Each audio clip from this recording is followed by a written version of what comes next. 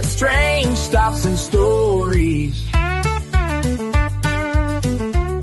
The adventures of Ryan. Mega piles. Outer or inner? And again, I think Gale Fishers is when it all comes out like a pile of grapes. Oof. Oof.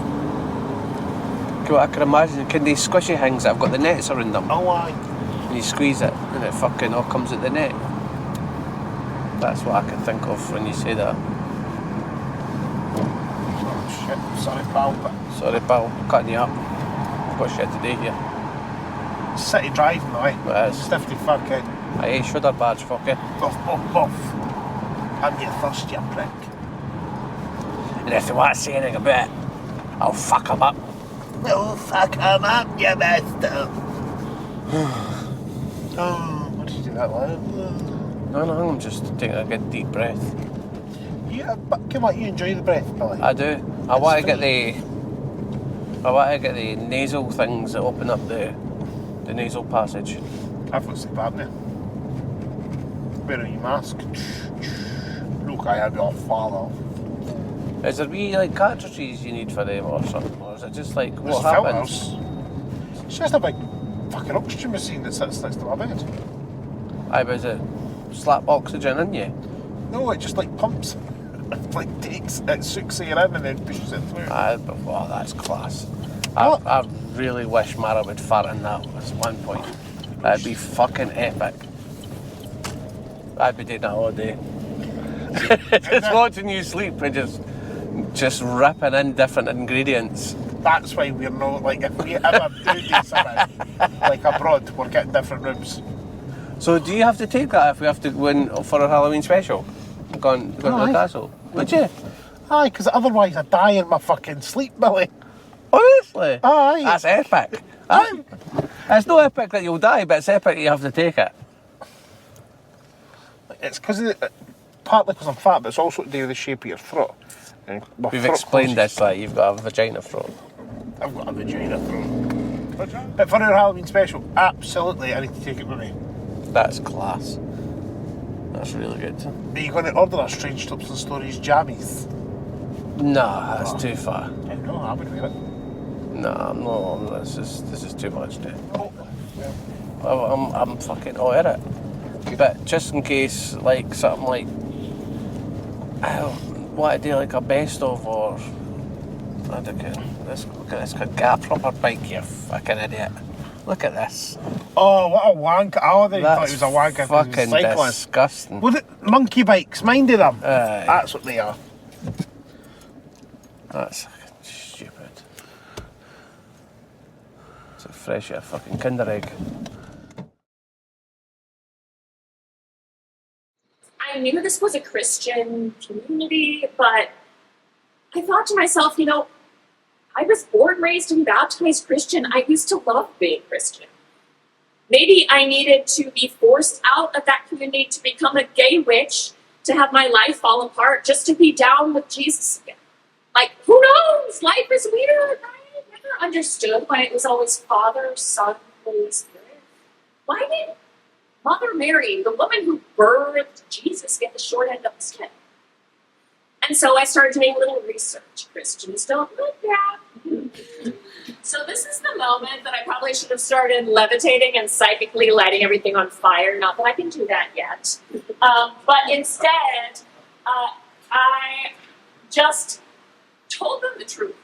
I pled my case. And, you know, the more I kept talking, the more their faces showed looks of disgust.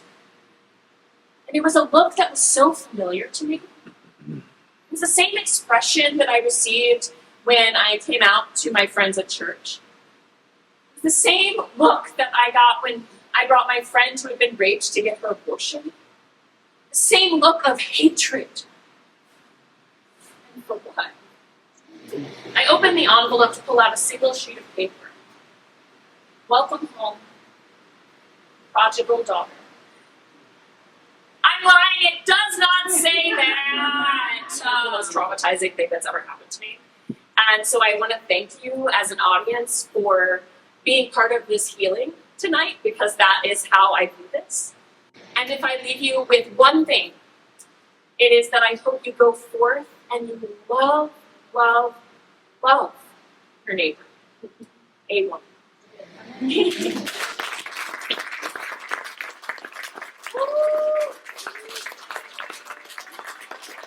I've got to say, Billy's been watching your show, These Thems, and I can see clearly now. He's been singing it all day.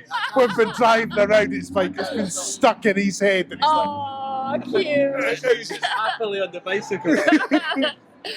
That's funny. Aww. Yeah. So, did you face any challenges translating such a dark chapter in world history, really, to your performance tonight? Yeah, it's interesting because it is based off a true story that happened to me. And so in a way, it wrote itself. And because it has become a legal situation, my lawyers had me write down every little thing as it was happening. So I basically just dug through my notes and then was like, oh yeah, this would, add this. But it has been really challenging. Even as a professional actor, normally I can rehearse and it's no problem. But I did find it really tricky to find mental space to rehearse it. But I will say now that I'm actually performing it, it's been incredibly healing to actually share it with an audience and to speak my truth and tell the story. So it has been really hard, but it's been a big payoff. Well, that sounds absolutely amazing. And how did it feel, so obviously you said that it's to do with something you've been through, and obviously the Salem Witch Trials and stuff. So how did it feel, obviously we've seen The Crucible and with Arthur Miller and stuff, but obviously that's an old white guy talking about witches. So how important was it you to give that sort of female voice to this story? Ooh, good question. I mean, in a weird way, I feel like I was supposed to tell the story. Mm-hmm. Even this precarious situation I found myself in, I feel like, okay, I guess I'm trusting the universe and I was meant to experience this. And yeah, it is, that's an interesting perspective. I feel like a lot of narratives about women end up being told by men, and that's a theme that I go back to, especially biblically, in my show as well. So it's really empowering and also very relatable.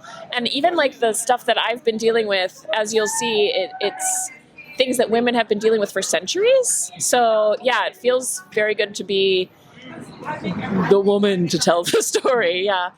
And how important is it when you, obviously, being American and stuff, with what's going on in the sort of White House now and the politics and stuff, and we see this sort of massive regression for equality in politics. How important is it for these types of shows to be produced and performed? Oh, I mean, incredibly important. It's interesting, even experiencing the pushback that I have gotten, it really kind of helps you weed out different cult type mentalities. So, my show is about a very cult like Christian community, but we are seeing that with MAGA in America. So I feel like the more people are able to stand up and say, we're not going to tolerate this in whatever capacity, I think is it's really more important now than ever in modern times, really. No, and I think the important thing is it's not just in America. This is happening in the UK with Reform and all these sort of very right-wing sort of political groups. So it's really, really important. And how have you found I looked on your Instagram earlier on today about this being the premiere of the show in Scotland. So how have the audience here received it?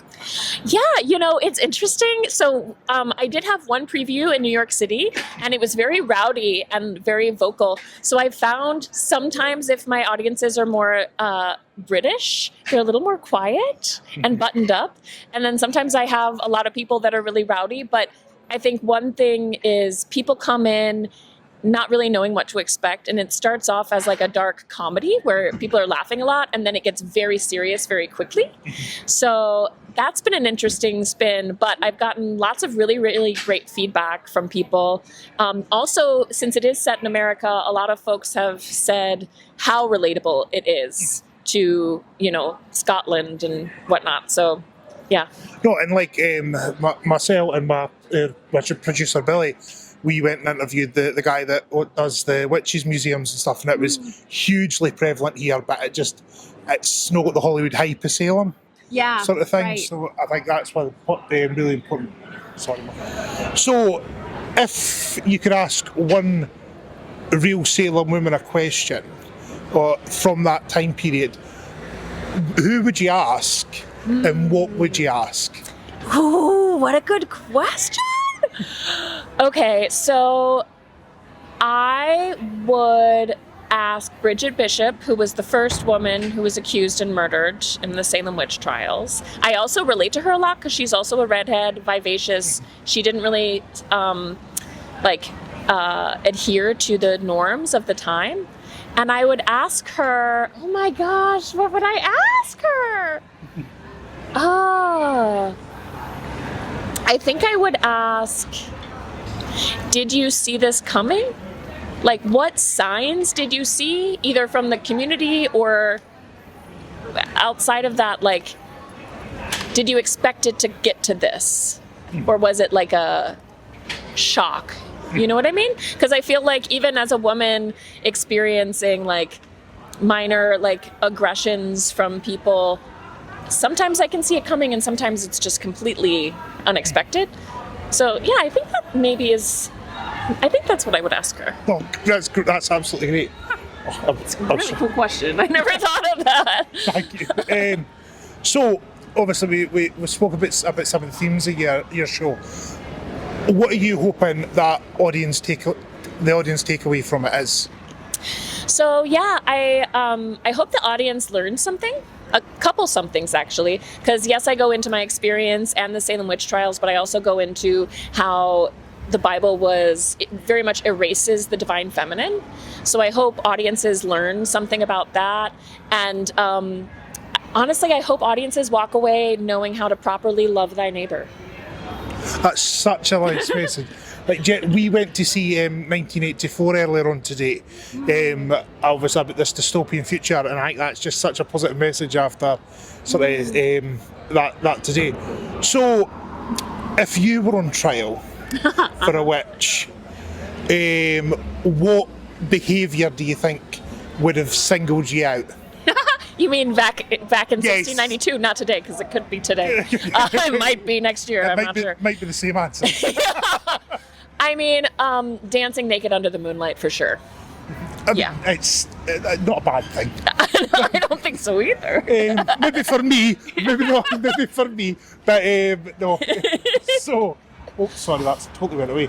So, which modern celebrity do you think would be burnt at the stake at Salem? Wow, I love these questions. Modern celebrity that would be burned at the stake in Salem. I mean, Lady Gaga, probably. She's like a no-brainer. I think she would also like love it, low-key. She would probably go down in flames singing about it. No, absolutely. Yeah. I think the person that deserves it would probably be Trump. Or Yeah. Marjorie Taylor Greene. There's satanic things going on there. But they absolutely, that's real. That's so real. My mom thinks Trump is the Antichrist, and she's very Christian, and I'm like, yeah, that's a good perspective. No, I think that's accurate. Definitely. Like, I found myself in a really hard position a little while ago because my sort of cult fascination is the Westboro Baptist Church. Yeah. And they're calling Trump the Antichrist at one point. I thought, I feel weird agreeing with the Westboro Baptist Church. Yeah. It was a strange moment. So, a couple of other questions, if that's okay. Sure. So, you wrote, starred and produced These Thems, which won 7 awards. Do you prefer being behind the camera and producing and directing, or do you prefer being in front of it? I mean, being in front of the camera always has my heart. I'm a natural performer. That's what I love to do. I really do love producing other people's work. And since I made these thems in the past 5 years, I have produced 4 other films specifically for other queer filmmakers. So it has been nice to like learn how to do that and help people create their own work. But yeah, I love being in front of the camera. And this isn't the first time you've been at the Fringe.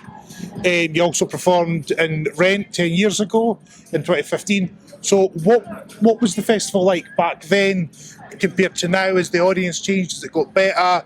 And would you go back and do it again? Well, great question again. So yeah, 10 years ago, I had way more energy. Woo, I'm tired. Didn't we all? Yeah, totally. And then the world happened and we're all drained. Seriously. Also, I believe pints were like 2 or 3 pounds per, so that changed a lot. Yes. And it was a lot different because I was just hired as an actor from New York City, whereas now I'm actually bringing my own work that is a one-woman show, so it's a lot more of me here. But I mean, I still remember the same like Fringe spirit. It made me fall in love with Edinburgh. And I remember 10 years ago, I was like, oh, I need to bring one of my own pieces of work here one day. So it took a decade, but I made it. And have you ever done one of the witch tours for Edinburgh? Not yet. Can you recommend one? Yeah, so if you go across to the Royal Mile, there's a couple of them. Meerkat Tours is really, really good. Okay. So go there and it's a really, really good. They also take you into the vaults in Edinburgh where it's all haunted and it's amazingly good. Cool. Okay. So, a bit of a random question. The rumour has it that you sang in front of Julie Andrews. Yeah. Yeah. We've done the research. I can see. How was that? I mean, you must have, like... How was that? You must have... And to use a Scottish word, shat yourself a little bit. You know what's so funny? So honestly, I felt like I was going to pee my pants. I was so nervous. And it was in college and my professor had given me, so normally I sing very like body, alto, moody, funny pieces. They gave me I Could Have Danced All Night, which is the total opposite of that. And I had practiced so much, and then when I got in front of Julie, I got so nervous that my default mode of being like funny, slutty, sexy kicked in. So I did a rendition of our Could Have Danced All Night that was so inappropriate. I was like, I could have danced all night. And just like at the end of it, she was wide-eyed and she was sitting very close. And and after I was done, she goes, well, that was quite an interpretation. And honestly, it was like one of the greatest moments. I mean, slutty singing in front of Mary Poppins. What more do you need in your life, really? Exactly, yeah. So we saw, like I said earlier, we saw the theatre show 1984 and they used puppets and found out that you've done a bit of puppeteering yourself. Yeah. So how did you find that and what was it like? Did you do a bit of puppeting with certain celebrities? I did, yeah. So I did Avenue Q in New York City. Are you familiar? I love Avenue. I love Avenue Q too. So that's really where I started learning puppetry for that show. And then maybe 2 years after that, so Kathy Griffin used to co-host the New Year's Eve bash with Anderson Cooper. And it was her last year, actually, before the whole Trump... do you remember when Yes. So she got fired after that. So her last year, one of the Avenue Q creators reached out to me and said, can you do a Kathy Griffin impression? And I said, I can learn one. And so I learned one, and then I had to be live on air with Kathy Griffin on New Year's Eve during the ball drop. And I played a puppet version of her. So it was great, yeah. And did she get the puppet, or have you still got the Kathy Griffin puppet? You know what? The Avenue Q creator has the puppet. He kept it. So it still exists? I believe so. So if anything happens to Kathy Griffin, you are ready with a puppet to step in? Exactly, yes. So you've just spoken about your impressions. Can I be really cheeky and can I get your Hillary Clinton? Oh, wait, yes. I haven't done her in so long. Aha! I am not in the Epstein files. Oh. She probably is. They probably all are. Yeah, probably. So, Scottish is quite famous for its deep fried food. And being from St. Louis, we're told that it's toasted ravioli is the speciality. So, have you tried any Scotland's delicacies? Definitely. I've eaten my weight in fish and chips since I've been here. I guess that's about it. Fish and chips. But, whew. The deep fried pizza, or a pizza crunch, I think That's it's a thing here? Yes. Okay. Give it a try. Okay. And finally, and this is Billy's question. How's Sorry. This is Billy's question. How is Mr. Pickle? Oh, he's good! Mr. Pickles! He's with... So I had a sublet at my apartment in New York City, and I found a subletter who loves cats. So he's good. Although he recently has a thyroid issue. Oh. So he used to be a really chunky monkey, and now he's a skinny mini. So we're trying to put weight back on him. We're all trying to do that, to be fair. Some with more success than others. But no, so please tell us, how long are you at the Fringe? Where can people come and see you? And how much is it going to cost? Yeah, so I am here until August 31st. You can see me every night except for Sundays. I take those days off, 10 God. p.m. Exactly. God. Yeah, I don't want to burn to a crisp. And here at Greenside, George Street, and it's a pay what you can sliding scale, 7 pounds to 13 pounds, whatever you feel like paying. No, that's been absolutely great. Thank you so much for the time. It's been amazing. Thank you so much. I'm so excited for you to see the show. Appreciate it. So, Billy, that was one of the best pieces of theatre and performance I have seen in a long time. And I've watched Marcel in pantomime. It honestly was fucking amazing. It blew my actual socks off. And Gretchen and our tech crew, which was one person, Lizzie, was absolutely amazing. They were phenomenal and so nice to speak to. Really nice. Like, Definitely. honestly, great guys. Like we approached and we were like to Gretchen, we were like we'll meet outside and we'll do the interview and stuff. And like I've seen quite a lot, like the questions that I had for Gretchen, I really did a lot of research for. Like a lot. It was nights. So did I. I did research. So I watched the show. I watched a lot of your interviews, recent and in the past. I even read a lot of sort of press that she had back in the day. So I went all out and I tried to bring up some personal stuff that she would really like. Mr. Pickle, it's a clip. Yep, a cat, Mr. Pickles, which is actually in that. Is that the show? These Thems as well, aye. These Them. So basically, it was super nice when we approached her. She was like, "Yeah, let's do it. Let's get the interview going." And then, but right before it, Lizzie was there, and she was wearing a Supernatural top. So, I know Supernatural isn't weird shit, but the programme Supernatural, and me and my wife absolutely love that programme. It's one of our comfort shows. And I got speaking to her, and she was lovely. I was like, "Oh my god, is that Supernatural? I love me and my wife love Supernatural." And she hits me with the fucking biggest bombshell that I, as a massive Supernatural fan, could hear. Where she goes, "Oh, do you like the show? I used to work on it as part of the production team." And I was like, "You fucking what?" And then I got told a couple of stories about the Supernatural that will not be repeated on here.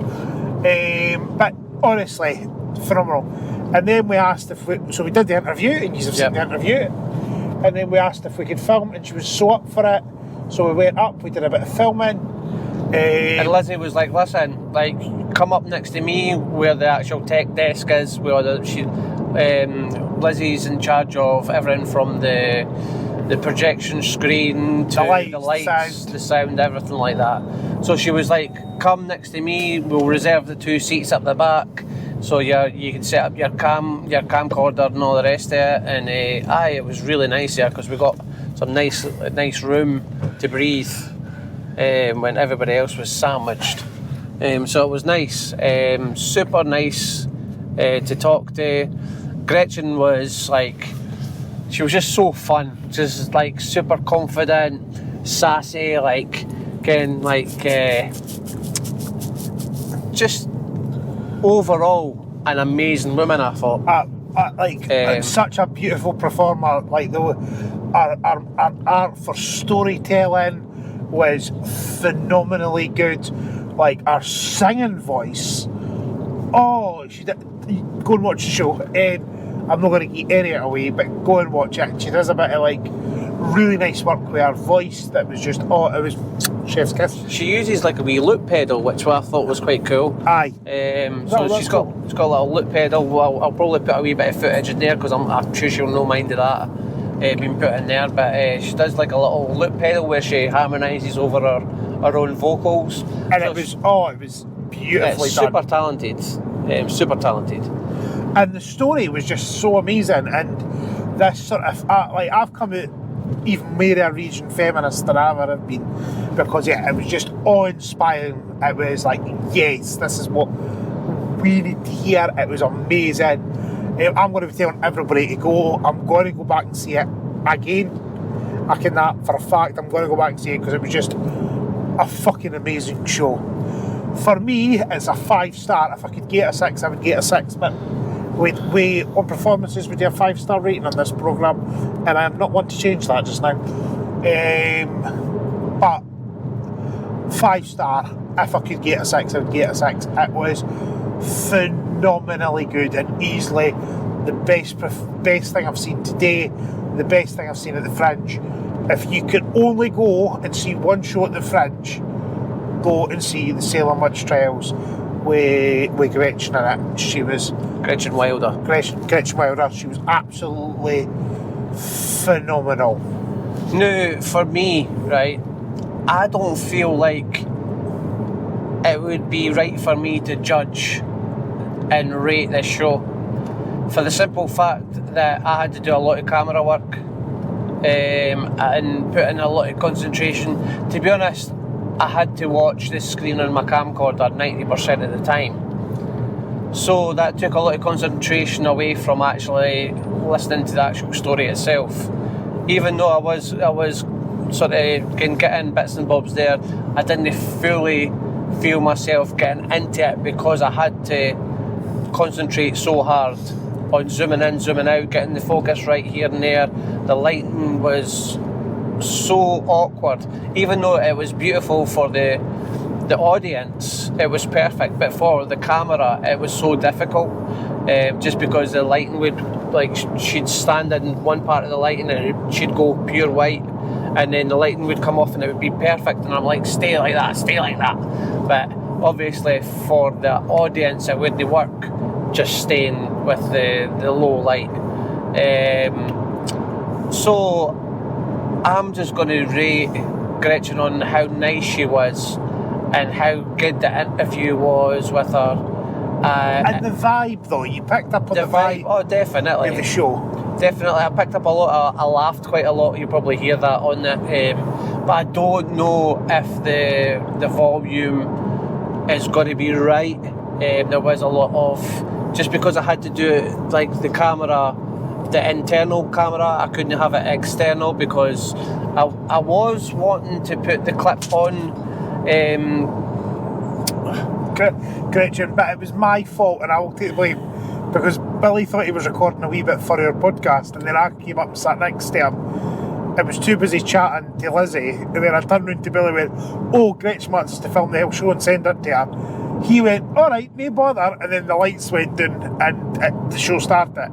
So he couldn't do anything that he needed to do to be able to do his job properly. I would have just put these mics on her. I just would have put the mics on her, and it would have been perfect.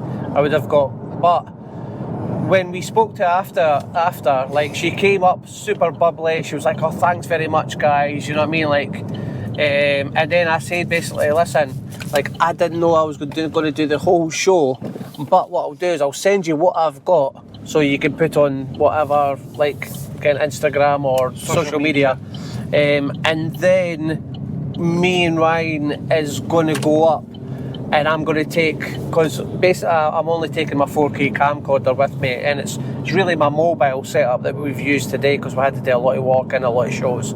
So I'm going to dedicate basically next time we go to see a show to bring in all my big expensive equipment and proper recorder, so I can get some of the audience sort of reactions perfectly. I'll be able to follow her perfectly with my bigger camcorder, and that would handle the light a lot better.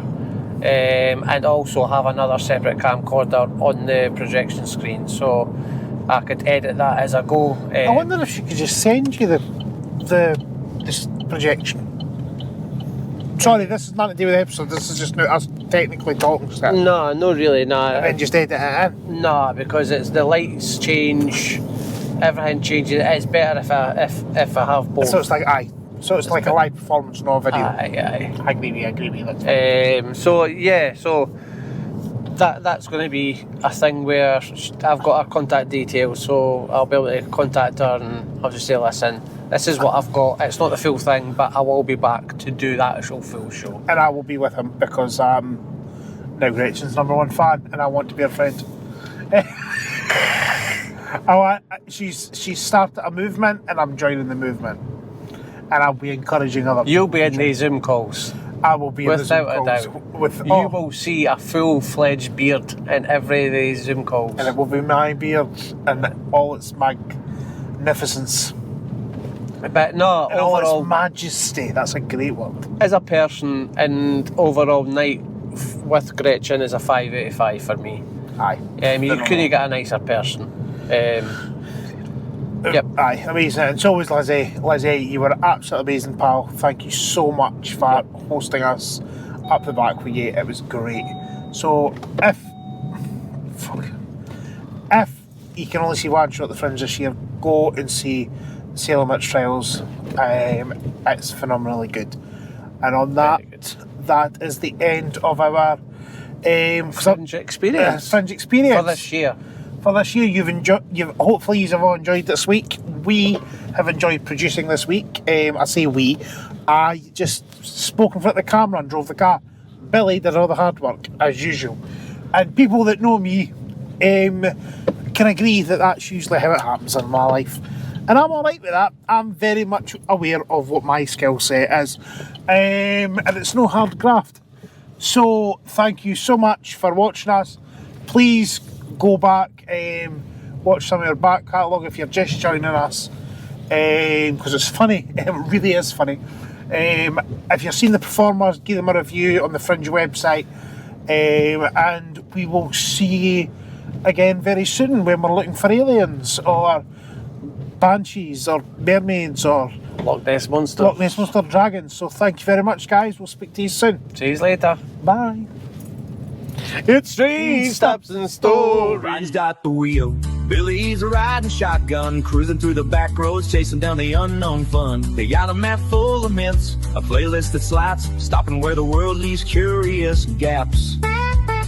From Nessie's home in the Scottish Loch to ghost towns where the clocks don't talk, they roll up slow, cameras in hand, telling tales too weird to understand.